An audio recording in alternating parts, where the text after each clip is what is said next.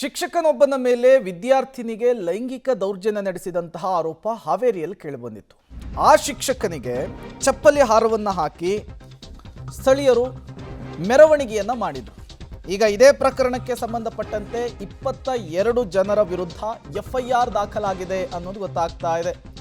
ಶಿಕ್ಷಕ ಜಗದೀಶ್ ದೂರಿನ ಅನ್ವಯ FIR ಅನ್ನು ದಾಖಲಿಸಲಾಗಿದೆ. ಡಿಸೆಂಬರ್ 10ನೇ ತಾರೀಕು ಹಾವೇರಿಯ ಸವಣೂರು ಪಟ್ಟಣದಲ್ಲಿ ನಡೆದಂತಹ ಘಟನೆ ಇದು. ಶಿಕ್ಷಕನಿಗೆ ಧರ್ಮದೇಟು ಕೊಟ್ಟಿದ್ರು, ಚಪ್ಪಲಿ ಆಹಾರವನ್ನು ಹಾಕಿದ್ರು, ಅದಾದ ಮೇಲೆ ಮೆರವಣಿಗೆಯನ್ನು ಮಾಡಿದ್ರು. ತಿದ್ದಿ ಬುದ್ಧಿ ಹೇಳಬೇಕಾದಂತಹ ಶಿಕ್ಷಕನೇ ಈಗ ಹಾದಿ ತಪ್ಪಿದ್ರೆ ಹೆಂಗೆ ಅಂಥೇಳಿ ಛೀಮಾರಿ ಹಾಕಿದ್ರು. ನೋಡಿ, ಈಗ ಅದೇ ಶಿಕ್ಷಕ ಚಪ್ಪಲಿ ಹಾಕಿಸಿಕೊಂಡು ಮೆರವಣಿಗೆಗೊಳಗಾದಂತಹ ಶಿಕ್ಷಕ ಪೊಲೀಸ್ ಕಂಪ್ಲೇಂಟ್ ಕೊಟ್ಟಿರುವಂಥದ್ದು ಇದೇ ದೃಶ್ಯ. 22 ಜನರ ಮೇಲೆ ಈಗ FIR ದಾಖಲಾಗಿದೆ.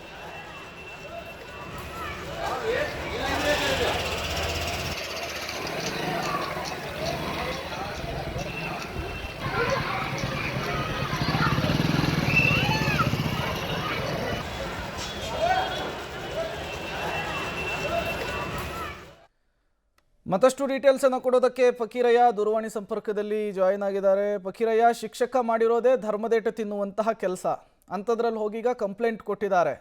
ಏನಿದೆ ಕಂಪ್ಲೇಂಟ್ನಲ್ಲಿ? ಎಷ್ಟು ಜನರ ವಿರುದ್ಧ FIR ದಾಖಲಾಗಿದೆ? ಡೀಟೇಲ್ಸ್ ಏನು ಸಿಗ್ತಾ ಇದೆ ಅಂತ?